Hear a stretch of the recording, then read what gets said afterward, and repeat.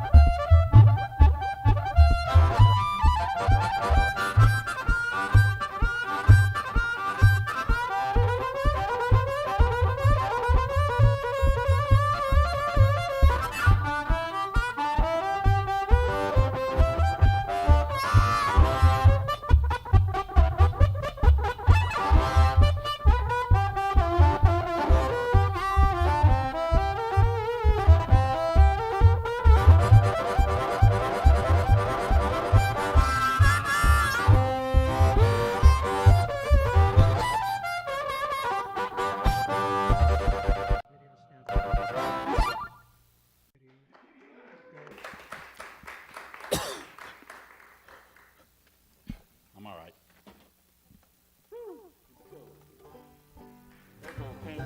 Good evening, and welcome to Red Barn Radio. Wherever in the world you're listening, welcome to the music of Kentucky. Thanks to WEKU, Red Barn Radio's partner, NPR for Central and Eastern Kentucky. Listen online at weku.org. Red Barn Radio is supported by Visit Lex, Lexington, Kentucky's Convention and Visitors Bureau. More information on what Lexington has to offer is at visitlex.com. Lex Arts, Lexington, Kentucky's Arts Council, creating a great American city inspired by the arts. Follow Red Barn Radio on Twitter and hopefully like us on Facebook. Here's the host of Red Barn Radio to tell us more about tonight's performers. Hey everybody, on the Red Barn stage tonight is J.D. Wilkes. J.D. has recorded with such artists as Merle Haggard, Shamika Copeland, Mike Patton, and Hank Williams III. His latest solo album is Fire Dream. Though perhaps best known as the founder of the legendary Shack Shakers, he also published in 2017 his first novel, The Vine That Ate the South, which NPR's Michael Schaub called undeniably one of the smartest, most original Southern Gothic novels to come along in years. We got some great music and conversation coming up for you tonight on Red Barn Radio. Welcome back to the Red Barn stage, J.D. Wilkes and fellow musical traveler Miranda Ricks Hayes. Thank you. All right, now we can do it. Willow Garden, Old Murder Ballad. Here we go.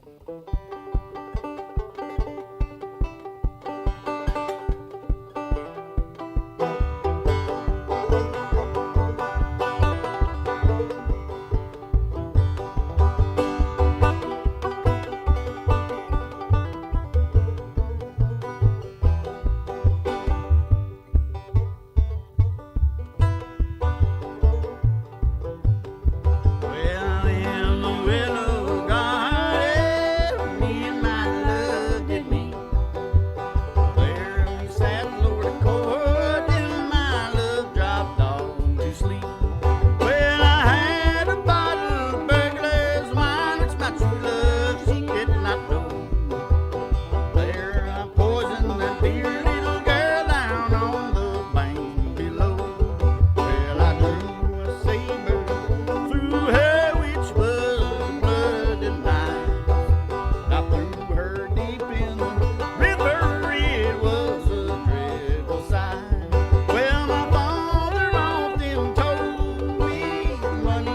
set me free. If I did murder that dear little girl whose name was Rose Conley.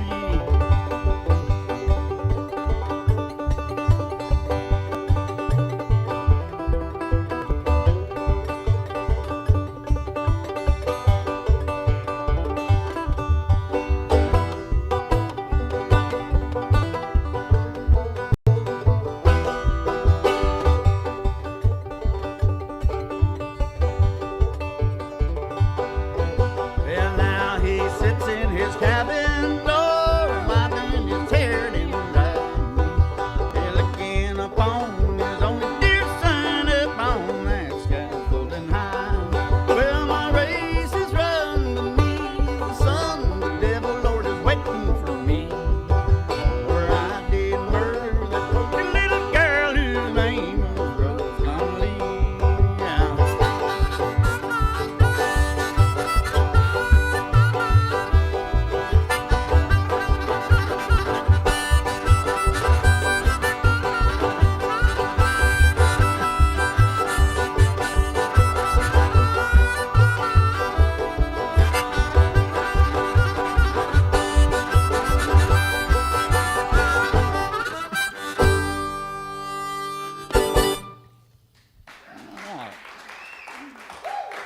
Yeah, all right. So anyway, we'll do this tune here that I learned off of Scott Dunbar down in around Lake Mary, Louisiana. A little thing called Liza Jane.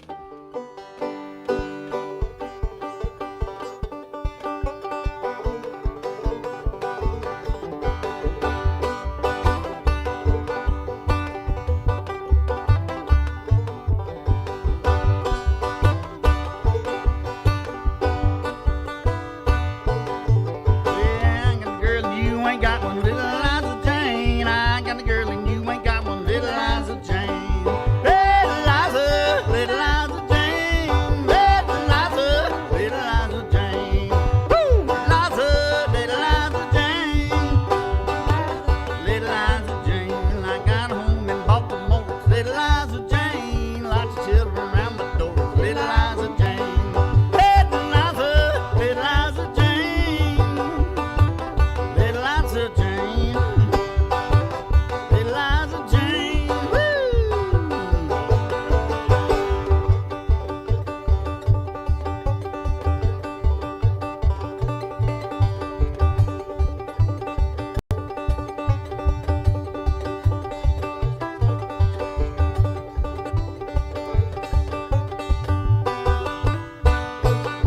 Hey, Liza, little Liza, little Liza Jane. Little Liza Jane. Hey, Liza, little Liza Jane. Little Liza Jane. Little Liza Jane.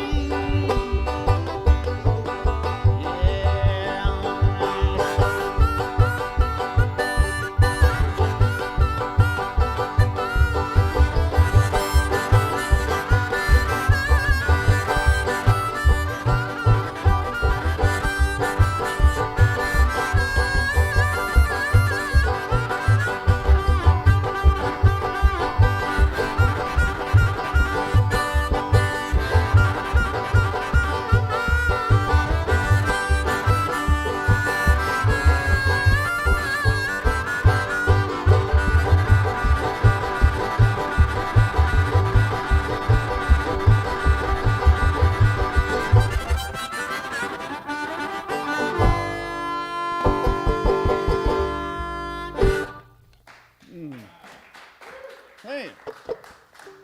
All right, gonna retune this real quick by ear. Close. Little thing called Sugar Baby by Arthur Unknown.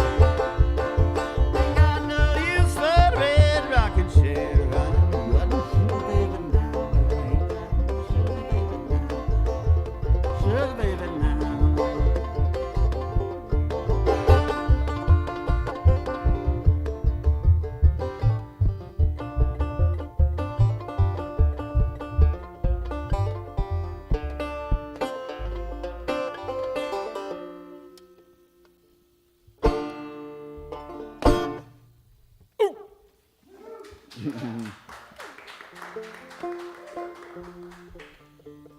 tune that one. I'll tune that one at least. Tune that one string.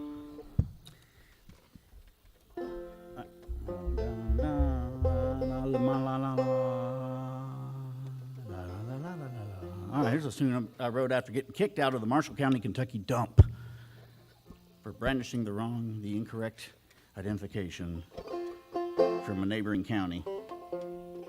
They actually made me get back into the garbage and get my garbage and put it back in the truck. Wet garbage, mind you. And then chased me out of there. So I wrote a song about it. Dump Road Yodel. Yodel along.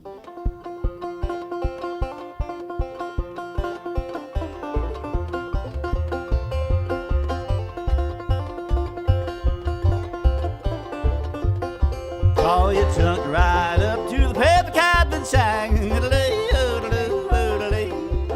If you ain't got a dollar, you can always pay him back. In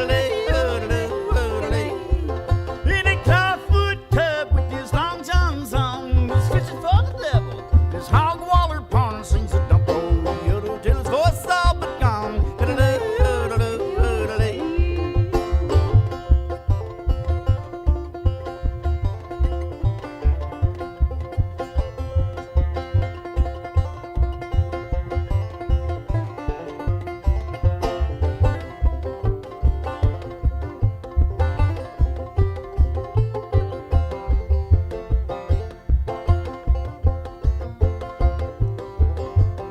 Sock toboggan on his head, table scraps in his beard. And now a town of fire turned to see his look of fear. Testifying with the shovel and he's praying with the spade. He's taking for the devil with the preacher's pointy head and sings a dump road yodel till he falls over dead.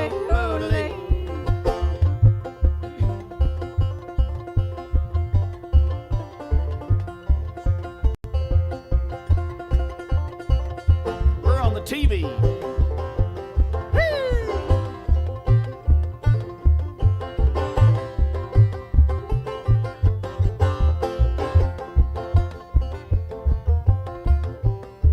Yeah, drive your truck back past all them happy local yokels. Ain't no never see a thing, yeah, they're never very vocal. Etc. Singing praises to the darkness and he's cursing out the light. Pulls out his devil tail, he cuts off his knife and sings a dump road yodel eternally in paradise. Bring it out.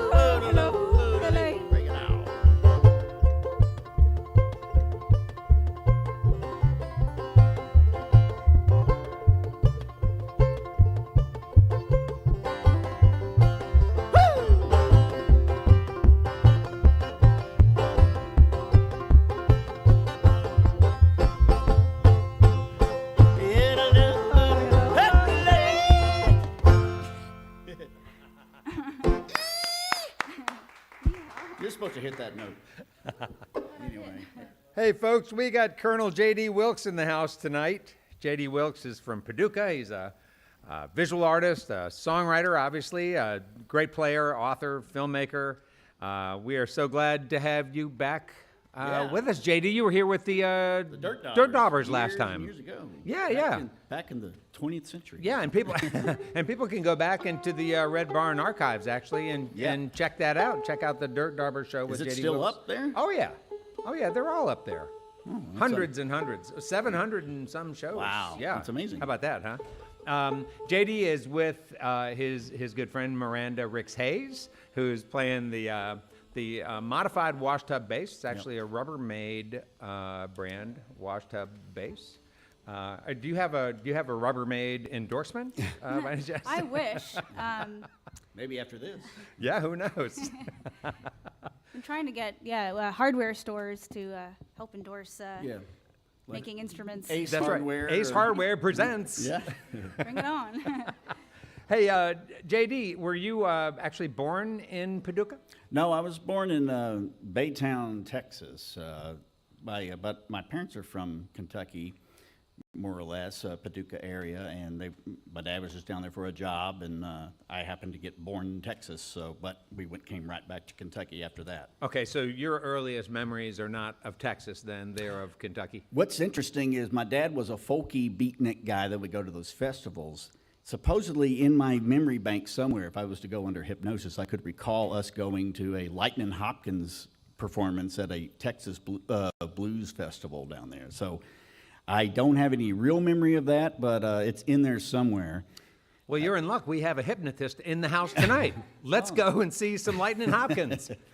Just don't make me cluck like a chicken. So I'll do that anyway, though.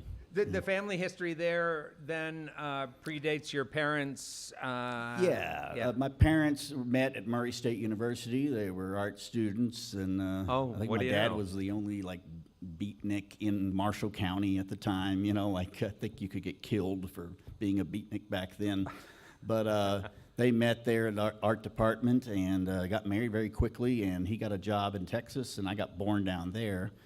And then, we came back to Paducah, the Western Kentucky, and most of my life has been spent around there, McCracken County. Okay, so your parents, though, they were art students. They were progressive. Yeah, they were. Yeah, my mom was supposedly the first lady to wear a mini skirt in Paducah, so they were really pushing the envelope back then. Did they play some fun music for you in They're the not, house? well, my mom actually played piano around the house, classical music, red sheet music, classical music, show tunes, Disney tunes, gospel hymns. So there's a lot of music in the house because of her. And I'd sit next to her and sing. That's my earliest memories of music. And I think I had a kazoo. Oh, right. I've upgraded to a harmonica though since. Before we get too far away from talking Paducah, can you tell folks who are listening a little bit about Paducah? Oh yeah, well Paducah is in the Jackson Purchase section of Kentucky, in Western Kentucky, extreme redheaded stepchild area of Kentucky. It's in McCracken County, it's the county seat. It is named after Chief Paducah, who may or may not have existed, but there was a Paducah tribe of Choctaw Indians, I believe, and they basically ran him out of there or something. I think they paid for it, but Chief Paducah, I think, settled in Mississippi later on, and I think he laughed about the whole thing anyway because he's like, yeah, take it. You can have it. It's very swampy, prone to flooding, and, but I love it. It's my home for the most part. I've grown up most of my life there, and for better or for worse, I do love Paducah. It's got a lot of history there, and it's where the four rivers come together: the Cumberland, the Ohio, the Tennessee, and the Mississippi. Yeah. And very beautiful, especially if you're into camping and boating and stuff like that. So. Is that what the economy there revolves around? Is tourism? Yeah, I think because it's barges, mostly like barge traffic and railroads. I think it's kind of COVID-proof in a way. Everything else is. Service industry mostly, and the hospitals, but I think the river industry keeps that town alive. And what's been the Paducah COVID response? How has it felt there during this? It's been the lower numbers, nothing too extreme, but we have our cases every week. There's a couple more, but nothing. I think it's like a light blue on the jigsaw puzzle map of Kentucky. It's not dark blue. Well, good for you. It's not light blue either. It's about normal, about regular. Well, I'm glad to know that you guys are not a super spreading town. No, everybody's basically, keeping it safe and wearing their masks. So. Yeah. Oh, nice. So talk about harmonica. How did you come to harmonica? Was your first touch with that instrument playing blues? No, my grandpa gave me my first harmonica. He was an antique dealer, kind of an American picker before the term came about. But he does what they do on that show. He goes around and buys out people's barns and would bring home all kinds of cool stuff. So I had an antique harmonica that he gave me, and it was from pre-World War II, and no telling how many people had played it before it went into my mouth, so it tasted terrible.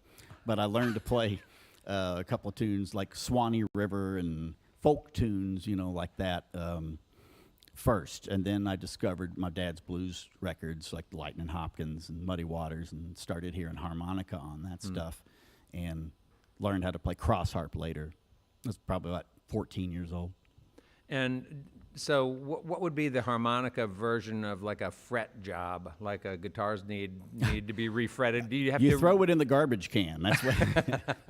Although nowadays they're cost up to $50 for a disposable instrument like that. So I do try to keep them in working order, but you need like surgical tools to get in there and clean them up, and even you know, you can kind of shave the filings off of some of the reeds, you know, but it's like taking a goldfish to the vet. You might as well just throw it away. Oh, really? Okay. So you don't have like I was imagining, I guess, that Well, the expensive chromatic ones you want to take care of, because those are like a couple $100.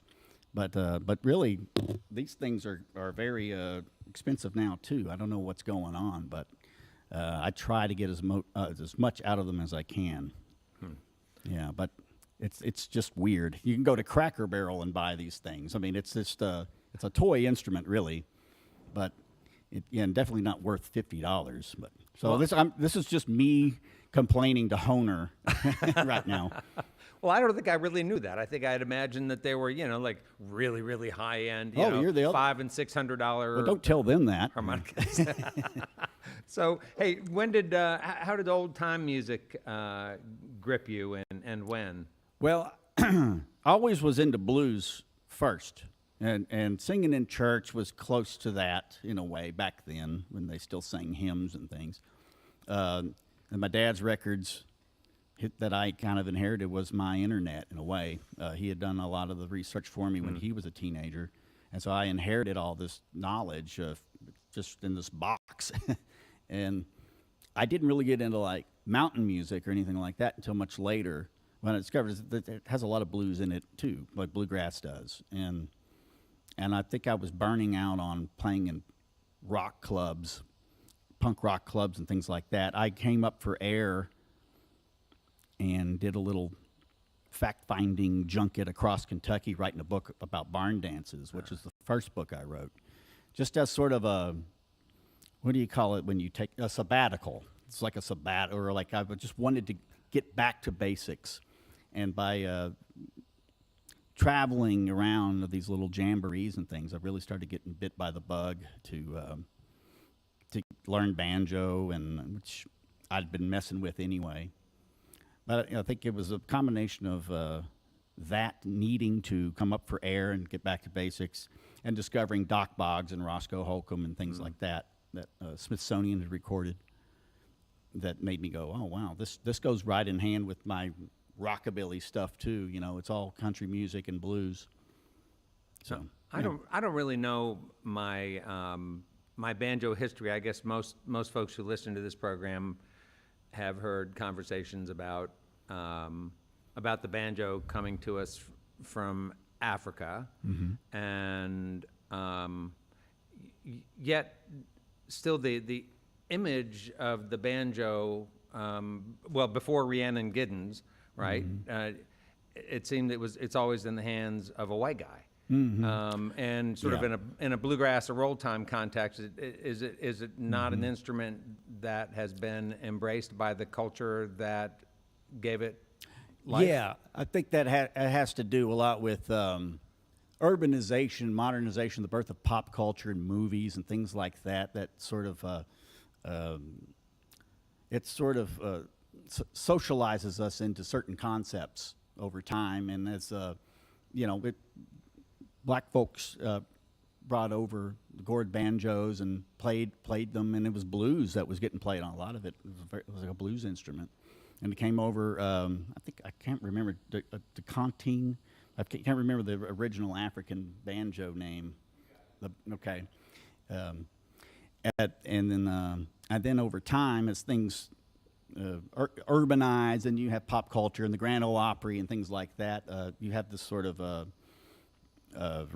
and the movie Deliverance, things like that just sort of rebrands your really not in a permeates good way. Not in a good way, like this stereotype. But that's just the 20th century in a nutshell. Is it started off one way and wound up like in this space age era of misconceptions and you know, in good ways and bad ways. And I think that's one of the bad ways, actually. Yeah. Did you learn to play some from Lee Sexton? I did. I went out to see him twice. Lee is from Letcher County. Line Fork, and I went out to the schoolhouse there that he at Campbell's Branch. I'm not sure if he's doing that anymore because of the way things are now. Do you know how old Lee is now? I think he's 91 or 2. I think he turned 90 not that long ago. But he's still playing. Yeah. And from what I've heard last, he's still at it. But I think they're has to be careful with the quarantine going on. Can you show us sort of like what you learned from him in terms of your technique? Did Yeah, you? I went there to get drop thumb clawhammer lessons, but he had gotten bit by a raccoon getting it out of the trap and couldn't do that anymore. So he had switched over to what do you call a Kentucky 2-finger. So let's see, I got to make a chord. So you're just using these two. Thumb and middle. Yeah, I think he uses his pointy finger, but I like the middle finger, and so he'll do. You can get a roll out of it.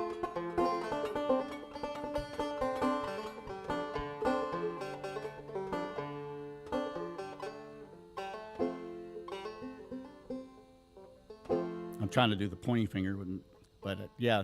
Middle finger is what I've chosen. He said I could do either one, but it's just basically a roll with 2 fingers. And do you play with a lot of different styles, or is that sort of your predominant? Yeah, I've got the picks on today, which is hard to claw hammer, but that'd be like a drop thumb. Yeah. And then this same thing, 2 fingers.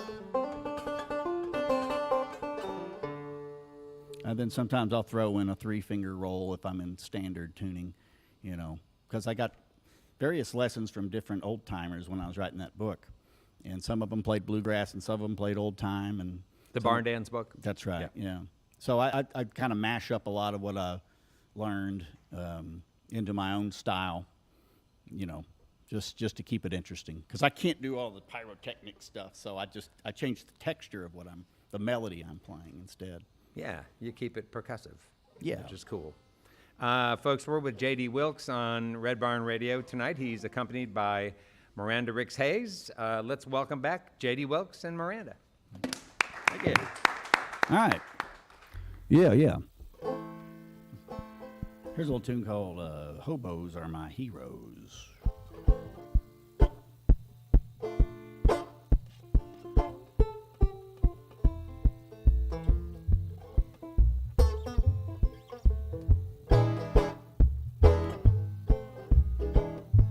Well, hobos are my heroes. They don't ever pay no bills. Lord, they like to ride around, rolling down them rusty rails. Well, take a gander, there's a rambler with a stogie and a stingy brim. And his spit-shine shoes, he's looking sharp for the shape he's in. Well, with a picklock in his coin sock, the hobo always finds a way, to take just what he needs so as to live another day. Oh yeah, hop a ride, hop a ride, hop a ride, hop a ride. You can always hop a ride when the wolf is at your door.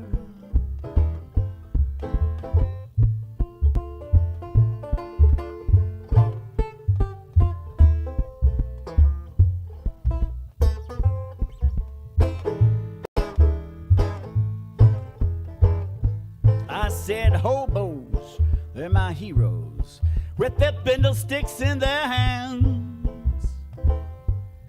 They're just old souls roaming and they're dreaming of the promised land. Yeah, watch your back, boy, watch your back. Buddy, keep your head down low. Oh, there's a bull in the switch yard with a loaded 44. You hear that high, lonesome call of the wild howling in freight train whistle hollering hobo. Can't you come? Can't you come? Yeah, hop a ride, hop a ride, hop a ride, hop a ride. You can always hop a ride when the wolf is at your door.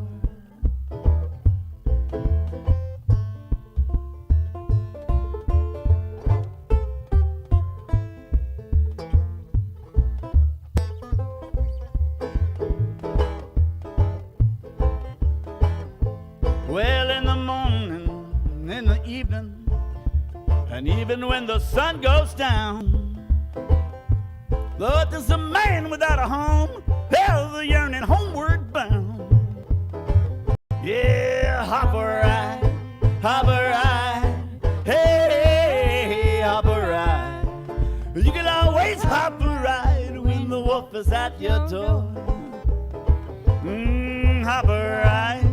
Hey, oh, hop a ride. You can always hop a ride when the wolf is at your door. You can always hop a ride when the wolf is at your door.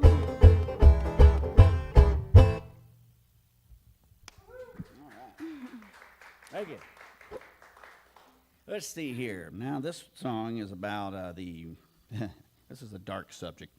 But I was witness to some of it. It was the Murray, Kentucky vampire cult that sprung up in the mid-'90s while I was at Murray State University. And so you can Google it. I don't suggest you YouTube it because the documentary is gruesome, but it's the truth. And I decided to write a modern-day murder ballad about these guys who thought they were vampires. But really, I think they just bought a game at Spencer Gifts and was it Masquerade or something? Blood on the Bluegrass.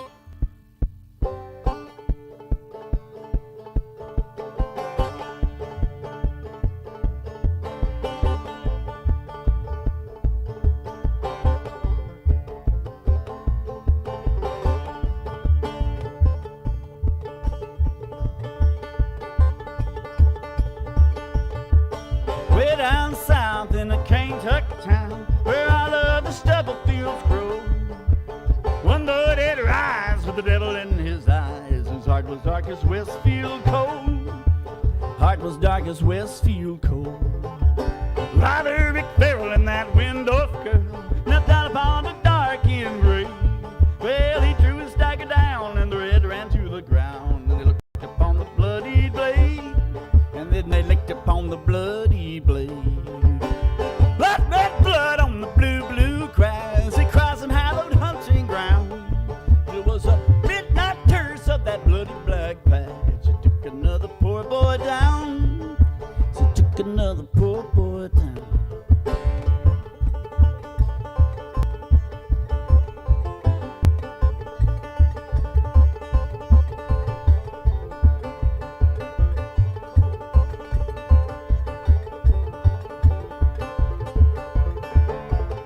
They're riding in the night down to FLA. The bit of folks up out farewell. With his claw hammer high, he drew the spirits nigh, and he danced amidst the crimson spray. Danced amidst the crimson spray. Blood, red blood on the blue, blue grass. It cries on hallowed hunting ground. It was a midnight curse of that bloody black patch. It took another poor boy down. Took another poor boy down.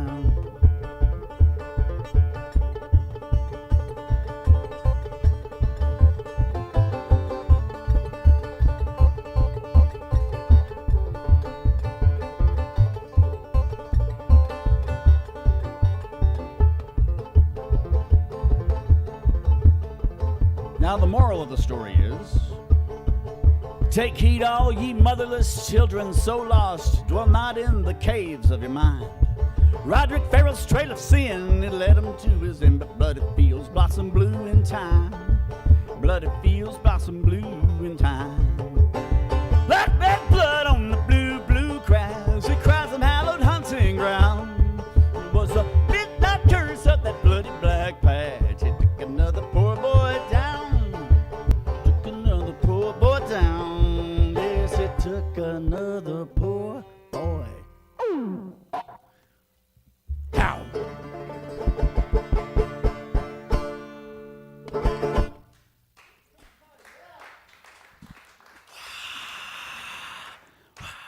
pretending there's a crowd here.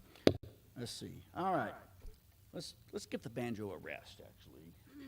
It's getting on my nerves. All right. Here we go. A little thing here that I'd like to send out to Rip Lee Pryor, son of Snooky Pryor.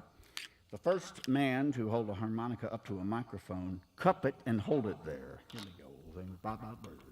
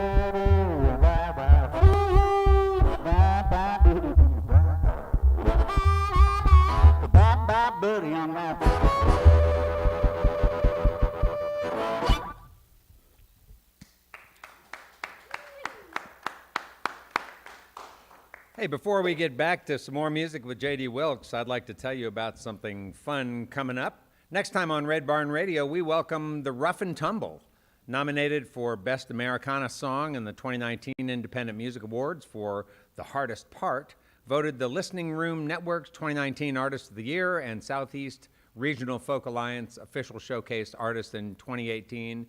Graham and Tyler play over 150 shows a year.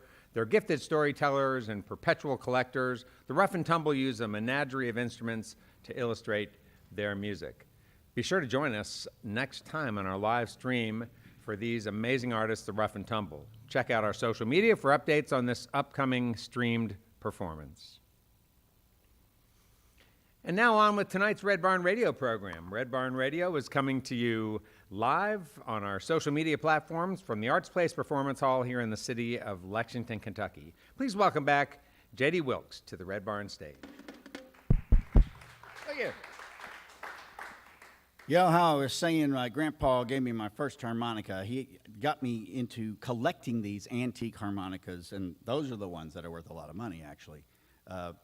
And I went and I left the harp I meant to play tonight at home in Paducah, but you got to see it. It's a big red harmonica and it has all these golden horns coming out of it, and it dates back to before microphones and electricity, and it was kind of like a, you know, what do you call, like those old or what do you call it, the Victrolas or whatever, when everything had a horn coming out of it, you know, like a Stroh violin. This was a Stroh harmonica, and I wrote this down on the set list, hoping to play this tune on that cool thing just for the visual, but I'm going to have to do it on this thing here now, a little thing called Red Wing.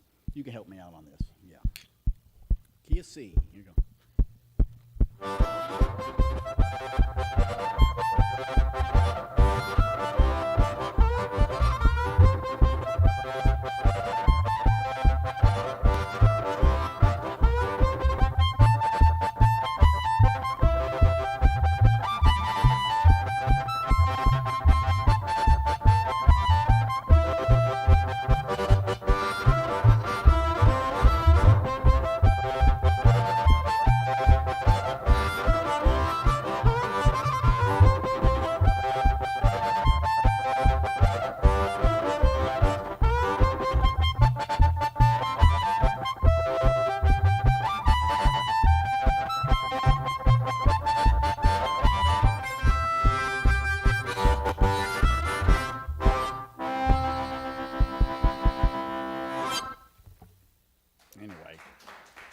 first Kind time. of a doing low impact performance there without that heart. But okay, back to the Tales of the Macabre.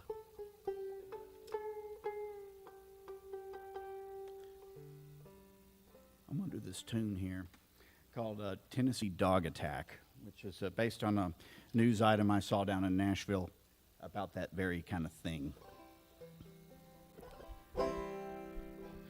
And what struck me was how quickly the story was over in the local news broadcast. It was this tale of a child getting killed by these dogs that came out of nowhere, and then they went to sports.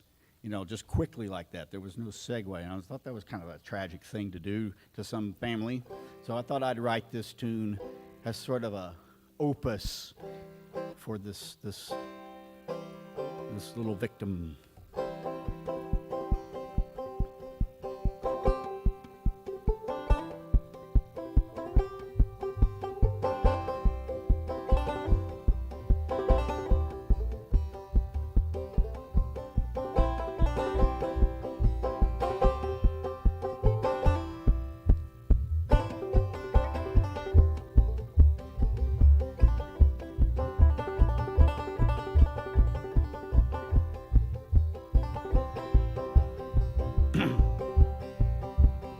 Said the Tennessee farmer to his only grandson, come unto me and I'll lift you up to see the bulls in the barley, the cows in the corn, the sheep in the fields and the ducks by the shore. Say by the gate and straight not away, I shall return, so be not afraid. But mad dogs did come from neighbors away. They fell on the lad and they laid him to waste.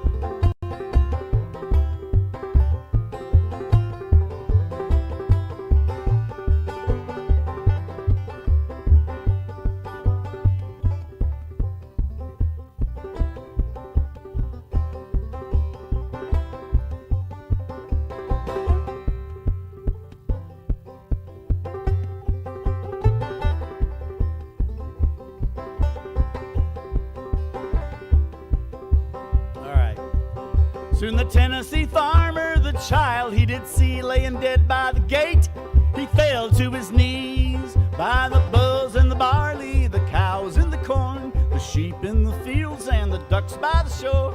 Pale now with woe, I am undone, for mad dogs have killed my only grandson. He held to his heart the lily white hand, will I see you one day in God's glory land?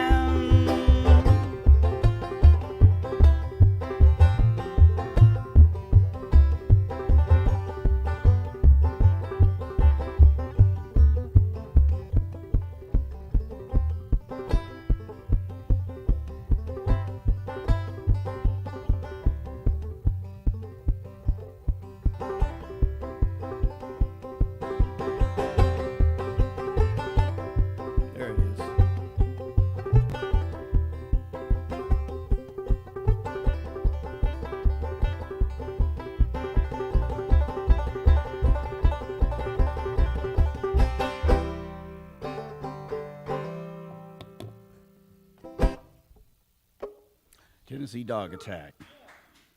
All right, thank you.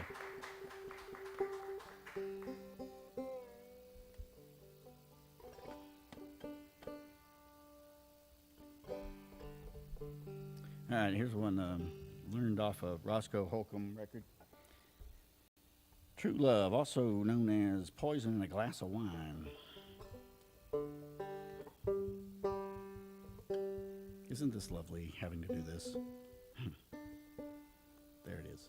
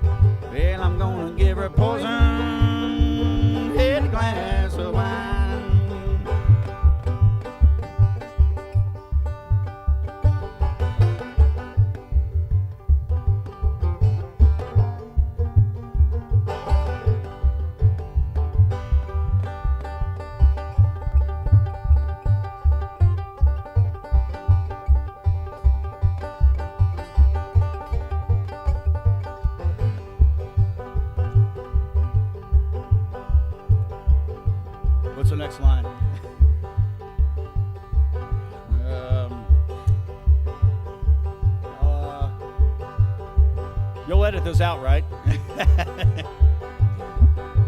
Willie, Willie, please take me home for that last glass of wine. Got me feeling so strange. True love, and I hate to tell you that we both drank poison in a glass of wine. Really laid his head over on her shoulder, and both true lovers were bound to die.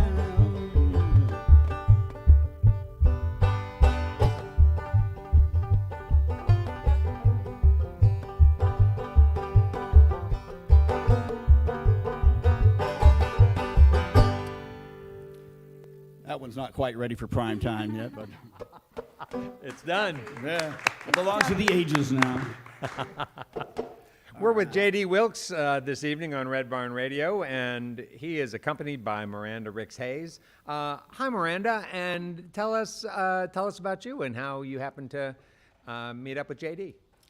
Well, I'm from Toronto, Canada, and I met JD in Rotterdam, the Netherlands. I was living over there studying contemporary dance, and short story is I got injured, couldn't dance anymore, but I had a banjo with me, learned to play, got really obsessed with banjo, and we She's met. better than I am. We met because we're banjo nerds, and I've got a band over there with two other gals, and they are the ones. Shelley Rickey is the one who constructed this, I think, a pretty good sounding piece of junk, and well, I don't know, yeah. Yeah. The Morning Glories is Morning what we're called, Glories, with yeah.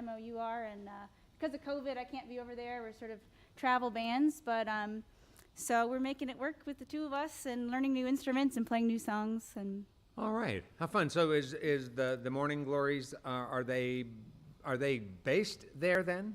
Or are Yeah, they just we're- stuck there? we're based in Rotterdam, the Netherlands, but I'm Canadian. One of the other gals is American as well, and the other gal is from France. So we're But just, none of them are Dutch. None of them are Dutch. It's Well- like the start of a bad joke. I don't know. Well, it's nice to meet you, Miranda. Thanks for and having thanks, yeah, thanks for your playing. So, JD, I thought it was funny that you ended up going to Murray State for art, as did your dad. That's right. Right, Yeah. and so tell us about your time there. When you went to Murray State, were you ready to learn? I mean, the way that college teaches. Yeah. I enjoyed it. I got a kick out of Murray. I thought it was a great art department. I had already gotten my associate's degree from the community college in Paducah, so I only was there for maybe 2.5 years at Murray.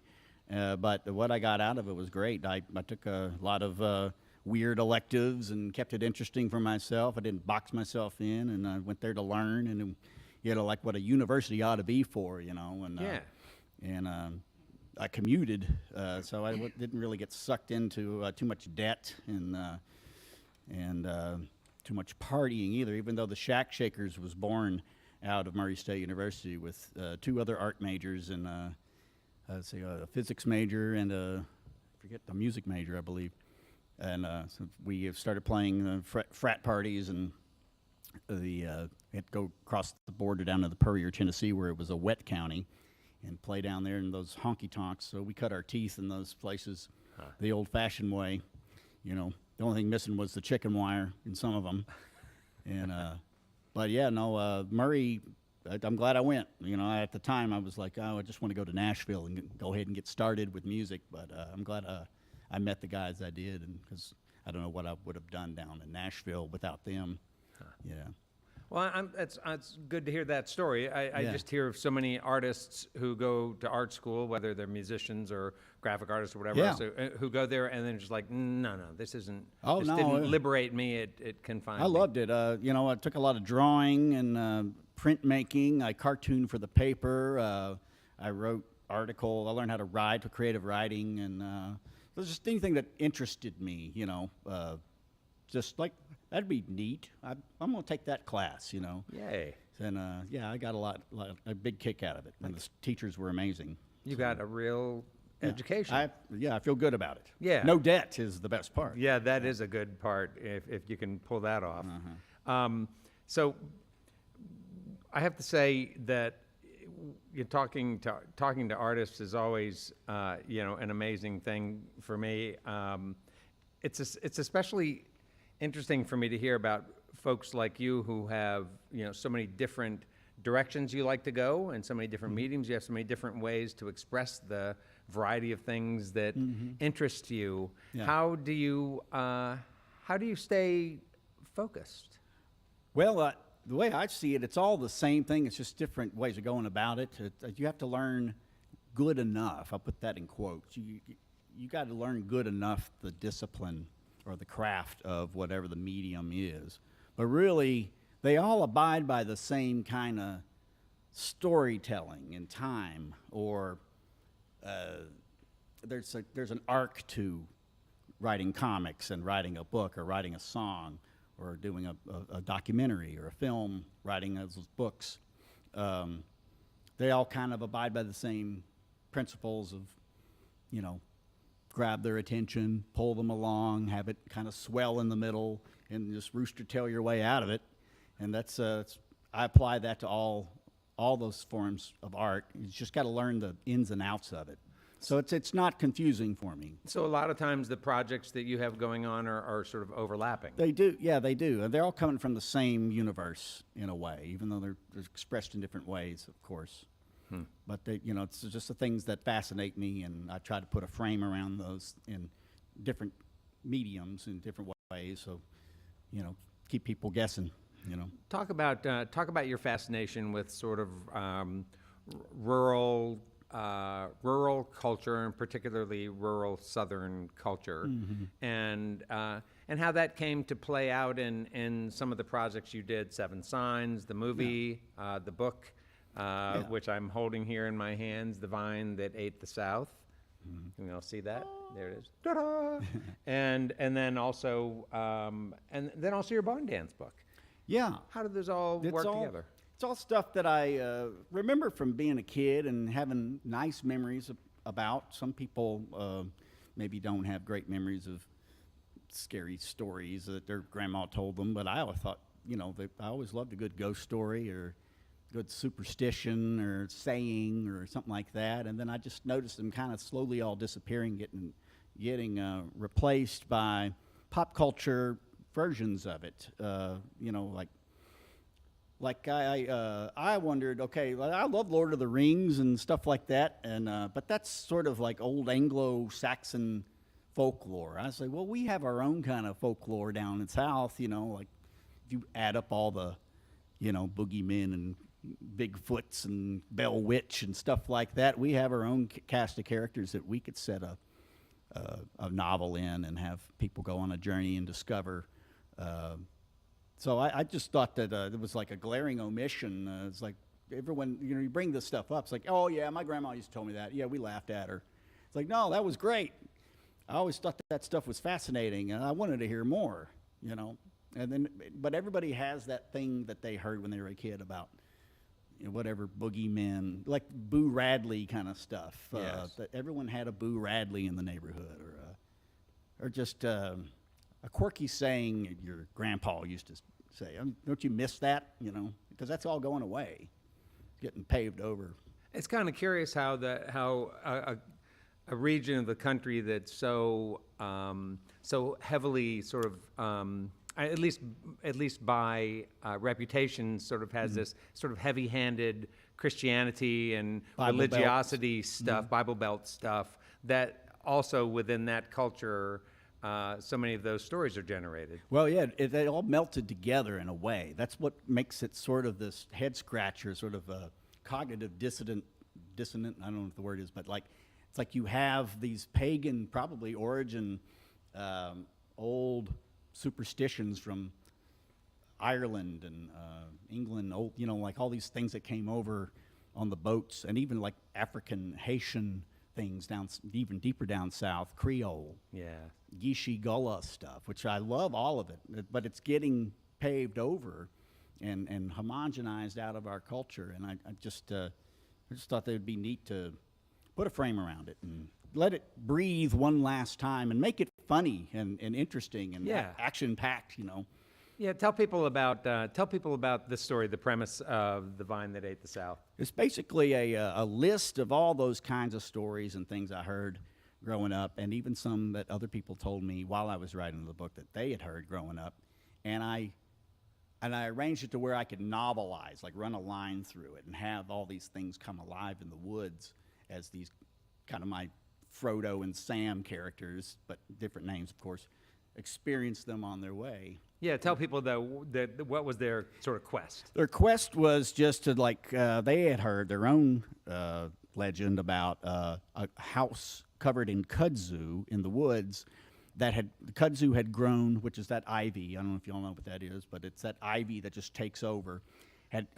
The couple had died in their house. The ivy grew into the house, and it just kept growing and growing until it pulled the bodies out of the house up into the treetops, and they dangle there like these cocooned corpses. And they wanted to go see that site, and one of the guys knows how to get there. He's seen it a million times. Yeah, I'll show you. And the other guy is like a tenderfoot, and on this abandoned railroad bed, they go mountain biking, and then all of a sudden, all the boogeymen come out to greet them. And I won't give away the ending. Okay, all right. Great story that I'm looking forward to reading, because I just got one of these books dropped in my lap tonight. It even had a signature on the inner cover, so thanks for that. Yeah. So talk a little bit more about some of your projects. Well, how about Fire Dream? Fire Dream, yeah. There's actually been another record that came out after that. I got kind of two out right now. But Fire Dream was recorded by, was it Fat Possum Records, sort of a, what do you call it, like an imprint, Big Legal Mess, out of Memphis. So it's not a big, that's just the name of the company. I'm not in trouble or anything. But it's got, the Squirrel Nut Zippers guys are backing me up. One of the drive-by truckers is playing bass. I've got Liz Brasher is singing back up. Some of I think the Memphis Horns. They spent some money on this record. Right on. Unfortunately, I'm not worthy of all this. But it sounds great. It kind of has a Squirrel Nut Zipper-ish, Tom Waits circus, evil circus vibe to it. Gypsy. Yeah. So did you like the outcome? Oh yeah, I loved it. Yeah, it's one of my favorite things I've done.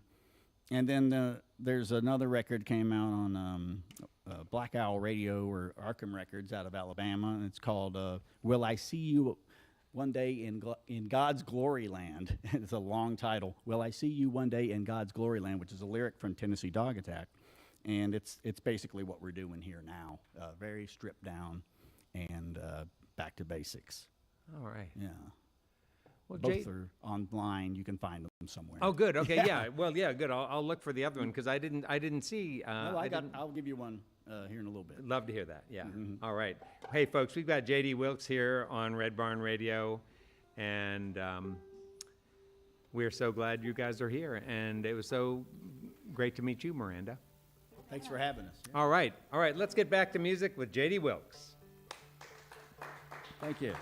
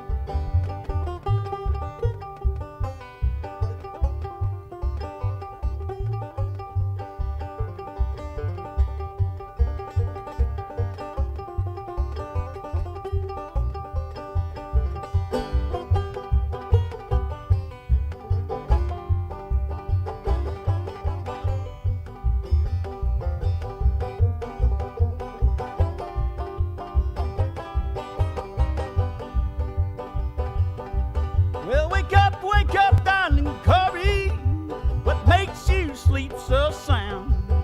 The revenues are coming, tear your stillhouse down.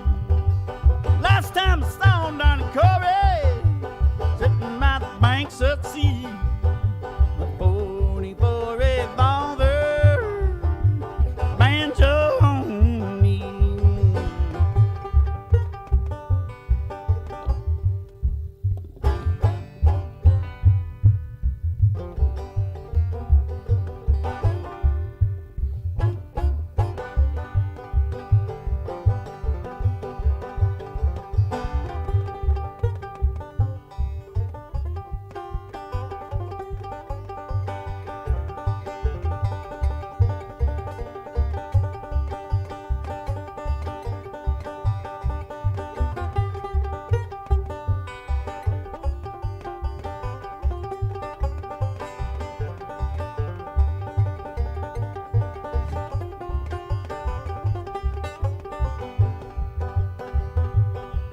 Well, go dig a hole in the meadow, go dig a hole in the ground, go dig a hole in the meadow, lay down and core it down.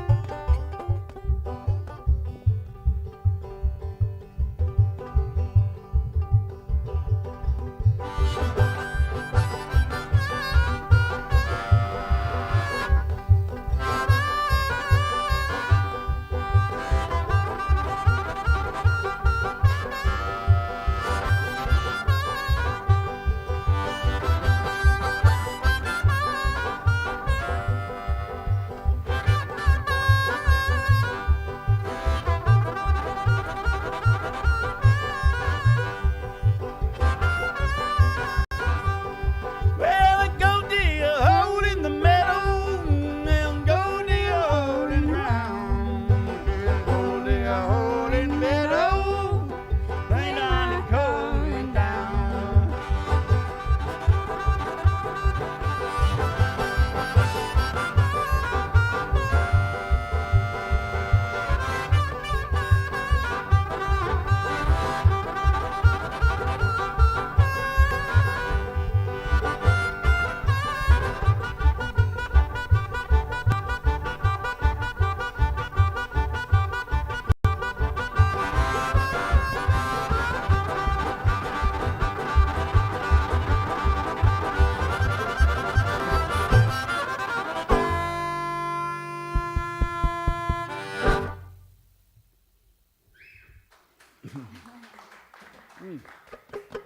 All right, I think we're going to move over to the piano. We have a piano here. Let me get out of my cyborg outfit here. Little stripper music, please.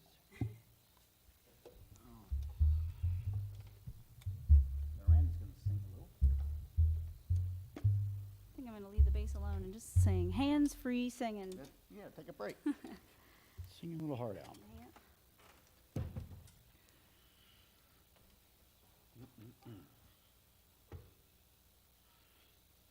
We're going to stay in the blues and sing a Memphis Mini song. Key is C, I believe, right? Whatever key you want it to be in. You want to tell them a little bit about this? Because we kind of changed the words, right? Oh, are we doing that? Is that what it is? Oh, yeah. Can we do that one real quick? Sure, okay. We're going to sing a Hezekiah Jenkins song. It was written in the Depression era, the first Depression, and we changed it a little bit for the current depressive state of things.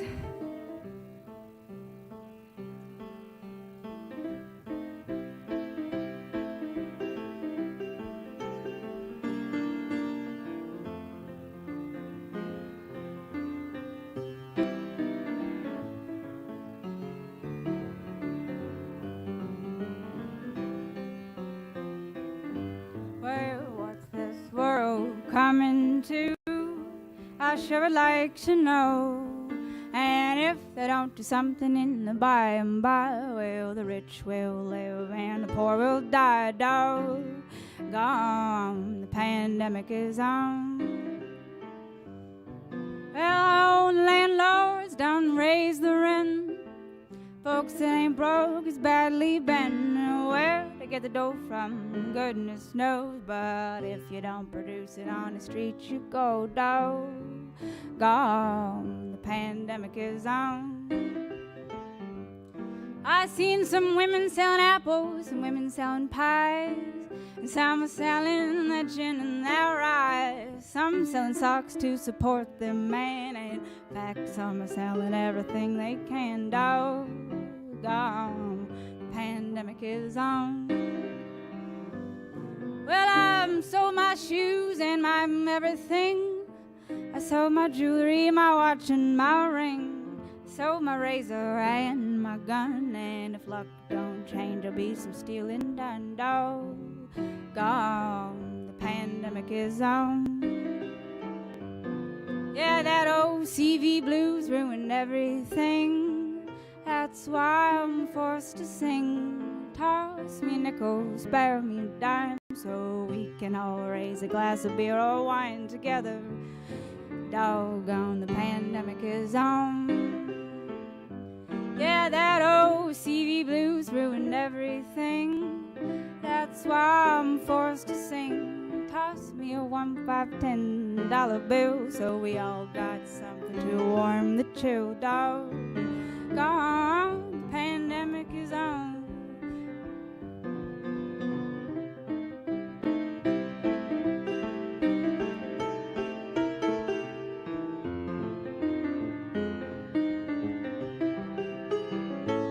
I said, doggone, pandemic is on. Doggone, pandemic is on. Let me hear you say, doggone, pandemic is on.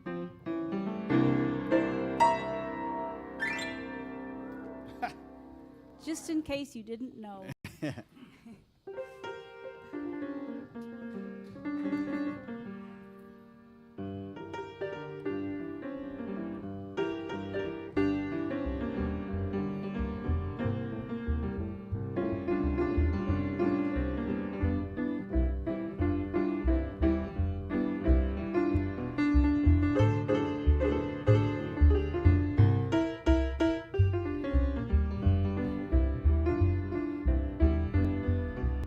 Won't you be my chauffeur? Won't you be my chauffeur? I want you to drive me. I want you to drive me downtown. Yeah, you drive so easy, I can't turn him down. Yeah, I want you to drive me. Yeah, I want you to drive me. I don't want you driving the mother goes around. So I'm gonna find me a pistol, shoot my chauffeur down. Well, I'm gonna buy you, yeah, I gotta buy you brand new V8, brand new V8 Ford. Then you won't need no passenger, I will be your only load. Yeah, I want you to drive me, yeah, you're gonna drive me around, drive me around the world. Then you be my boy, yeah, and then I'll be your only girl.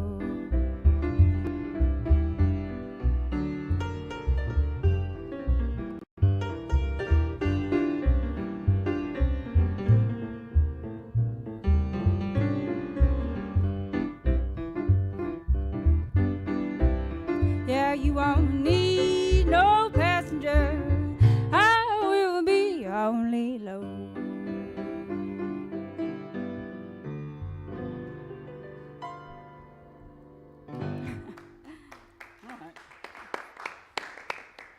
We would like to thank J.D. Wilkes and Miranda Ricks-Hayes for being with us this evening on Red Barn Radio. We also thank our volunteers and staff for their help in making our production happen each and every week.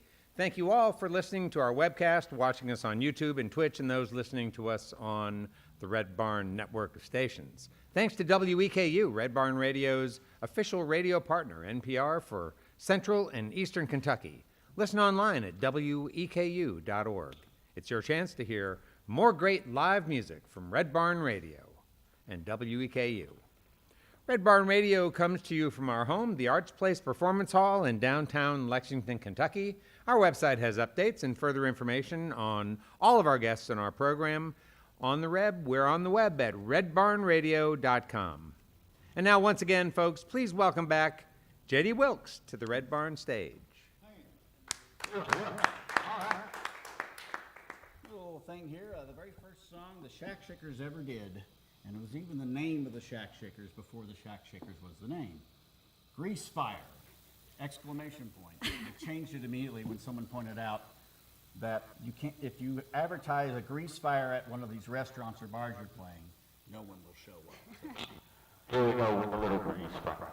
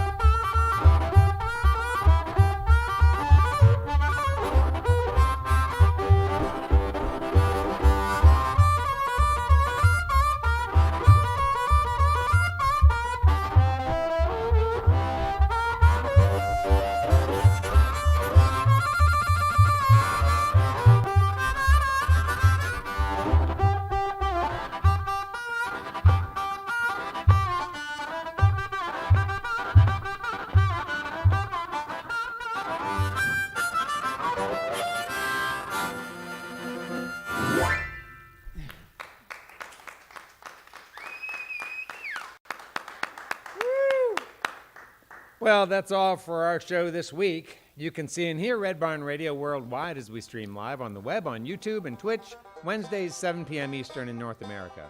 Be sure to check out our social media for updates to our upcoming schedule. And now from all of us here at Red Barn Radio to all of our friends worldwide, it's our hope that you have a great week. Keep working together to be safe and healthy. And until next time, good night from Red Barn Radio.